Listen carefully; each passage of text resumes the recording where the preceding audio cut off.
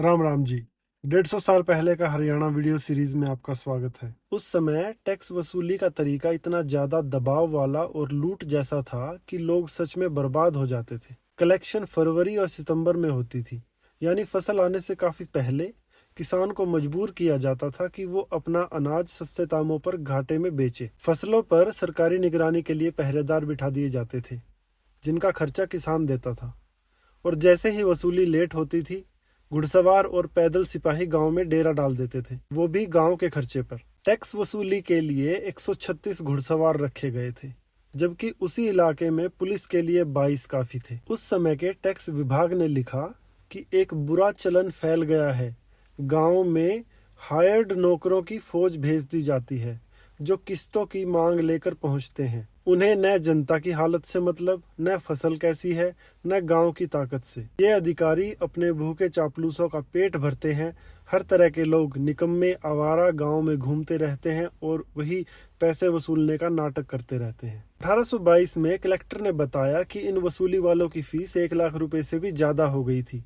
Revenue sheriff खुद मानता है कि उसे 600 रुपये महीना मिलता था। 1826 में लगातार 2 साल की भुखमरी आई।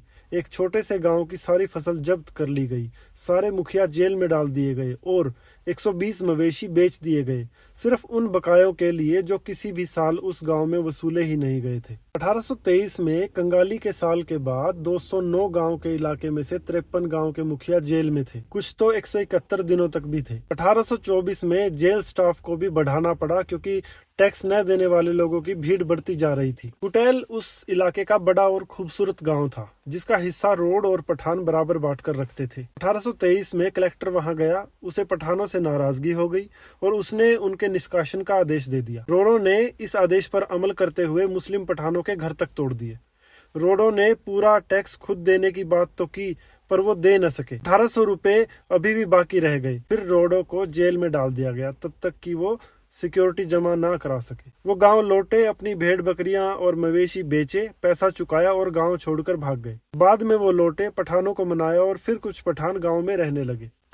1826 में कलेक्टर ने फिर लिखा कि तहसीलदार ने लोगों को उनकी हद से ज्यादा निचोड़ दिया है। वो लगातार संघर्षों से थक चुके हैं, बेहद गरीब हो गए हैं और फिर से उसी पीस देने वाली व्यवस्था के लौट आने से डरते हैं। कई जगह पर पूरा गांव एक साथ भाग गया, क्योंकि जेल, संपत्ति की नीलामी, इन सब के बाद आखिरी रास्ता बस गांव छोड़ देना ही बचता था। तो ये था उस समय का टैक्स वसूली का तरीका। अगर आपको भी इतिहास में झांकना अच्छा लगता है तो जुड़े रहिए मेरे साथ। तब तक के लिए राम राम।